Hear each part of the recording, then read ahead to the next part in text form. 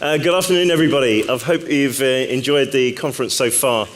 When I was asked to be program chair, I gladly accepted. It was a due honor, and I got to involve the four keynote speakers. And I said to the program committee, I said, would you like me to do a couple of mini keynotes for a challenge? So you get two for the price of one, really.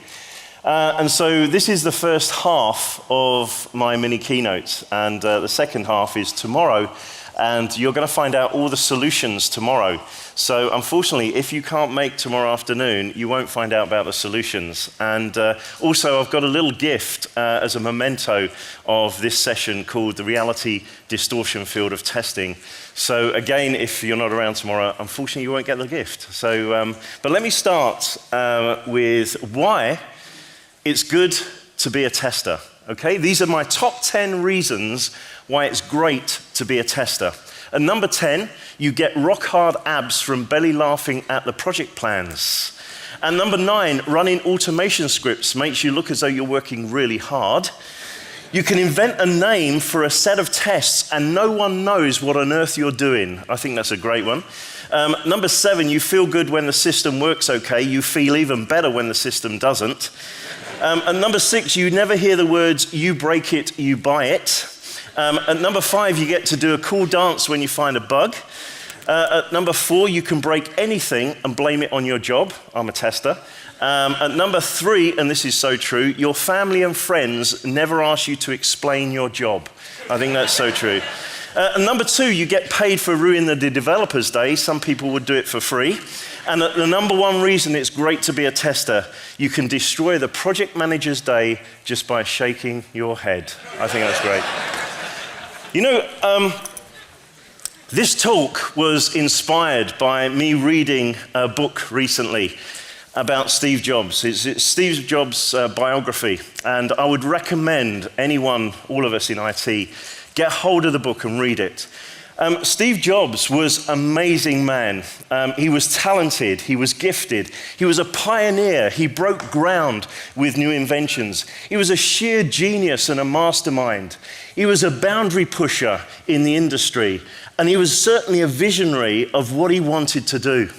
That was Steve Jobs, and I have a concern that Steve Jobs, now he's no longer with us, I wonder if Apple is going to lose their way a little bit in our society. But also, when you read the book, you find out that Steve was ruthless. He was basically an authoritarian. He was a dictator. He was very callous. And in some instances in the book, they would actually say he was heartless, particularly when he disowned his daughter, Lisa. So why have I been inspired in this presentation by Steve Jobs? Because in Steve Jobs' book, he was accused by the Apple people worked at Apple to have a reality distortion field relating to the Apple products. And I'm going to read some articles to you about this reality distortion field. The reality distortion field was a term coined by Bud Tribble at Apple Computers in 1981 to describe Steve Jobs' charisma and its effect on the developers working at the Macintosh project. The reality distortion field was said to be Steve Jobs' ability to convince himself and others to believe almost anything with a mix of charm, charisma, bravado, and marketing. Appeasement and persistence was also on the table. The reality distortion field is said to distort the audience's sense of proportion and scales of difficulty and made them believe that the task in hand was possible. And I'm going to read a couple of articles in his book. And this is one where the reality distortion field worked and one when it didn't. Veterans of the Mac team had learned that they could stand up to Jobs. If they knew what they were talking about, he would tolerate and push back and even admire it. By 1983, those familiar with the reality distortion field had discovered something further. They could, if necessary, just quietly disregard what he decreed. If they turned out to be right, he would appreciate their renegade attitude and willingness to ignore authority. After all, that's what he did. So this was where it worked. Jobs was at the Grand Hyatt in Manhattan, preparing for the press previews. On a Sunday morning conference call, it was scheduled. The software manager calmly explained the situation to Jobs. While Hertzberg and the others huddled round the speakerphone, holding their breath, all they needed was 2 extra weeks. Ever heard that before? Their initial shipment was to the dealers. They would have a version of the software labeled demo. And this could be replaced as soon as the new code was finished and at the end of the month. There was a pause. Jobs didn't get angry.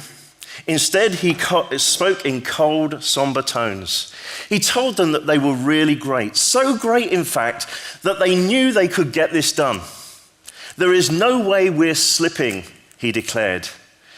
There was a collective gasp in the Bramley building working space. You guys have been working on this stuff for months now.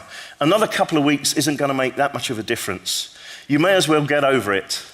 I'm going to ship the code in a week from Monday with your names on it. Well, we've got to finish it, Steve Capps said. And as they did, once again, Jobs' reality distortion field pushed them to do what he had thought was impossible. You know, that was a situation where he put his muscle in and said, we're not going to delay this. This is going with your names on it whether you like it or not. And you've got to work extra. And that was a reality distortion field. They thought they couldn't get it done, and they did get it done.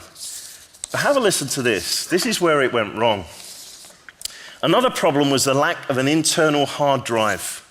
Jobs had called Joanna Hoffman at Xerox Bigot. When she had fought for such a storage device, he insisted that the Macintosh have 1 floppy disk drive.